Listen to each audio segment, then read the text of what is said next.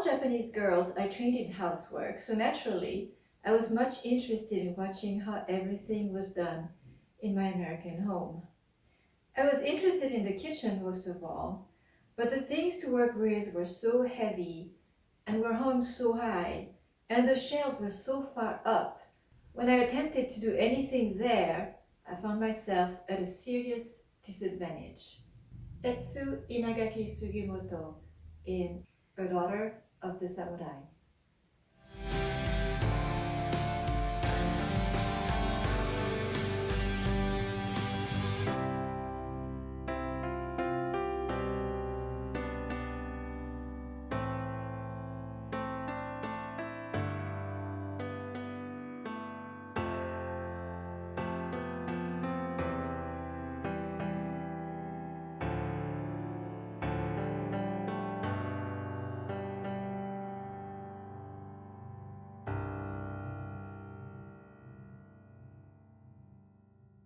Now, I've never lived in Japan. I was born, grew up, lived my entire life in countries that were built for giants.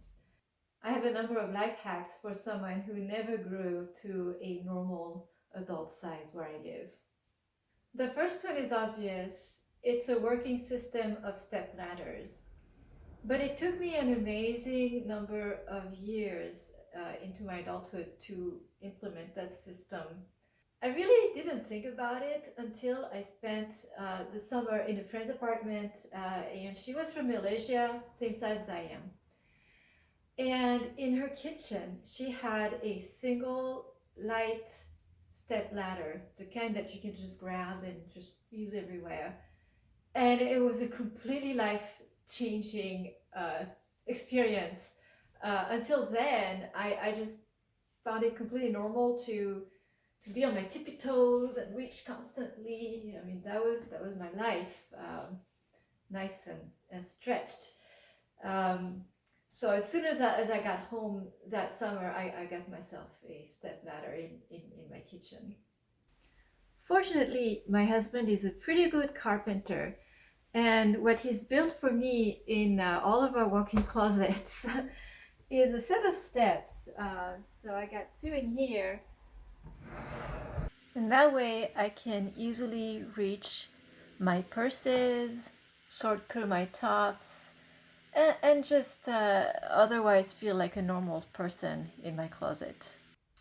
Another big issue is adapting driving stations in cars. Um, I have nightmares about needing to slow down and not being able to do so because my feet cannot reach the brake pedal. And that in some cars that has been close to truth.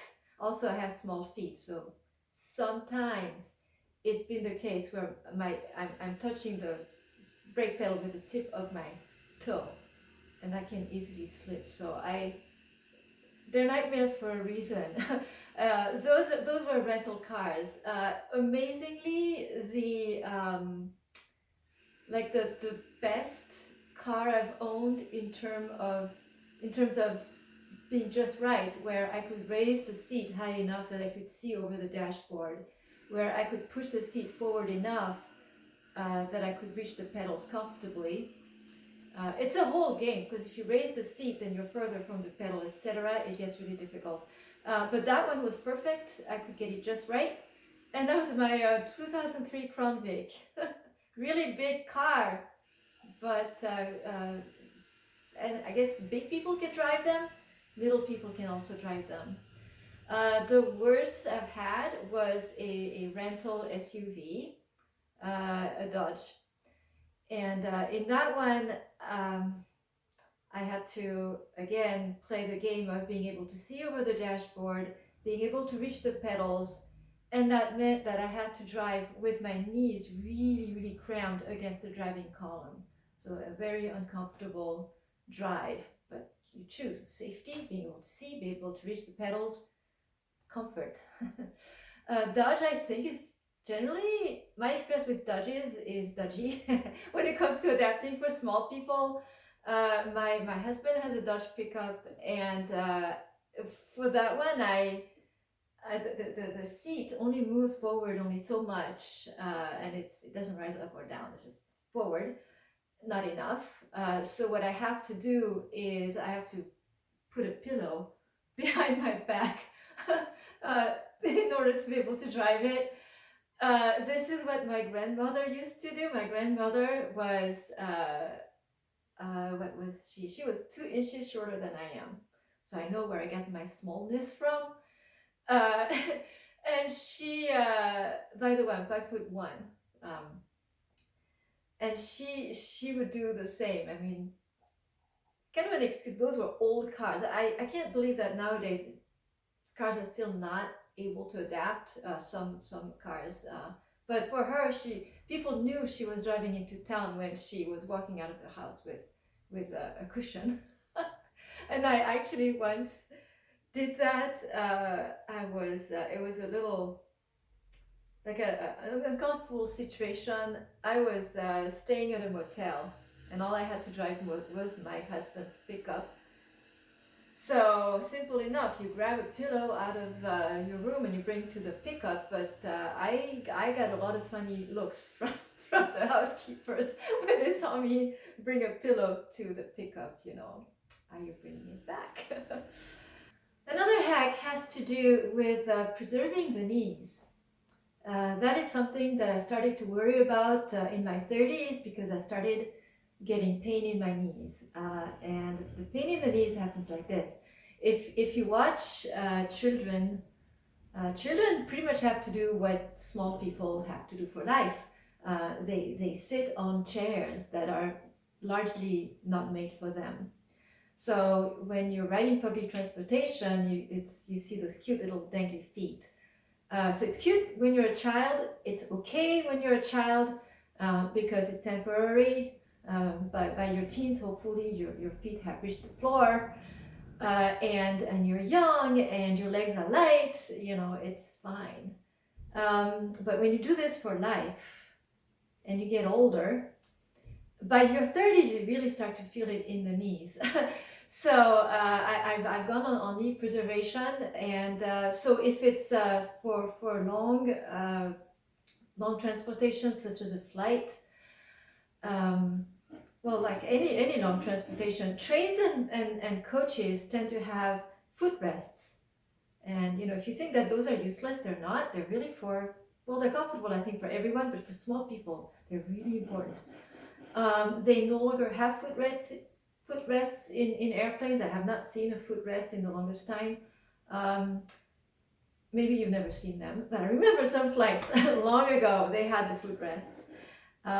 So I pack my carry-on thoughtfully. It's a carry-on that has such a size that it can go in the front, in the seat in front of me. I absolutely refuse to sit in exit aisles. I'm not confident that I'll have the strength to open the thing if necessary anyway. So I say no, I can't. So I have a seat in front of me, and I'll put my carefully packed carry-on there. When I say carefully packed, why? Because I need to pack things that will not get crushed. Because what do? During the flight, I pull out my carry-on by a bit and I put my feet on it. So that's my footrest. Completely necessary. Otherwise, I just get to my destination. I can barely walk. Another issue, obvious for small people, you know what I'm talking about, finding clothes that fit. I get, there was a trend some time ago where celebrities would brag about shopping in the children's department at stores. It was viewed as I don't know, it trended. People thought it was a good thing and wanted to imitate it. And for me, it's my life and it's nothing to brag about. It is not something to feel happy about. It's very limiting. It's okay for casual wear. This is how I ended up with this. I love pink. So this is a very nice, pretty gum pink t-shirt that fits perfectly. And it's out of the little girls department. I forget the size, either a 10-year-old or a 12-year-old size. So for casual wear, it's a good resource, inexpensive. But what about if I want to go to work? I mean, I'm a professional woman. I'm shooting my YouTube video on a Saturday wearing my children's pink shirt. But I don't go to work like this. It's hard enough to be taken seriously when you look and sound like a child. So no, I need like real clothes, women's clothes in children's sizes.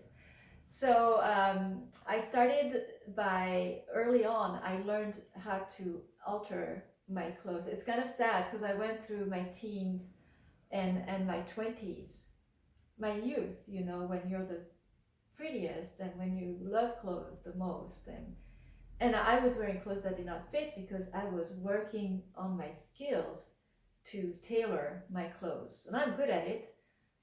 Maybe it's also good because when you get older, the clothes really need to. When you're 20, you can get away with baggy stuff, but okay. So anyway, I guess I'm glad that now I know how to tailor my clothes. It's very liberating. I go into thrift stores. Thrift stores used to be one of my good sources because they do carry smaller sizes. Like especially when I was thrifting back in the 1990s, I was thrifting clothes out of the 1980s and 70s, and they sized smaller, especially from the 1970s. So I kind of bridged over this way, but now I just buy clothes, and I don't think about the size. I used to shop by the label. I would go into a store, and specifically, I had to do this fairly recently still because I was looking for a skirt suit. And I don't have the level of skills to make or tailor a skirt suit. And I'm getting there for the skirt anyway, the top still not there. But at any rate, so strategy, I went into the mall and I went store by store, and I didn't look at the styles, the color. I went straight for the stickers. Say, okay, what size is this? What is the smallest size? I went straight for the smallest size. And I went through one entire store, nothing. Went to another entire store, nothing. And then I went to another one, and the salesperson tried to help. She said, what are you looking for? I said, well, I am looking for a skirt suit in size 0P. And she just like, oh, what have I done? I can't help this person. But she did. She brought me to a sales rack, and in luck, the only skirt suit in the entire mall in size 0P was right there, and I bought it. Didn't care the style, nothing. I bought it. I had a skirt suit. So long story short, now that I can tailor, I don't look at the tags anymore. Thank God. I do look at the style. I look at the colors. I look at the fabric, and then I look at how it's built, because I'm thinking, how can I cut this up and make it to something that fits me? That's how I'm thinking now. And then more recently, I moved into just making my own clothes. That's a beginner process, but so liberating. Finally, there's the problem of shoes. In my case, especially, my feet are in proportion with my body. My mom is 2 inches taller than I am, but she's several sizes bigger in shoes, so she has no trouble finding shoes. But my feet, I think I'm getting that from my dad's side. My father has, for a man, he's got tiny feet. So I have tiny feet for a woman. And if you have tiny feet for a woman, again, you're shopping children's shoes.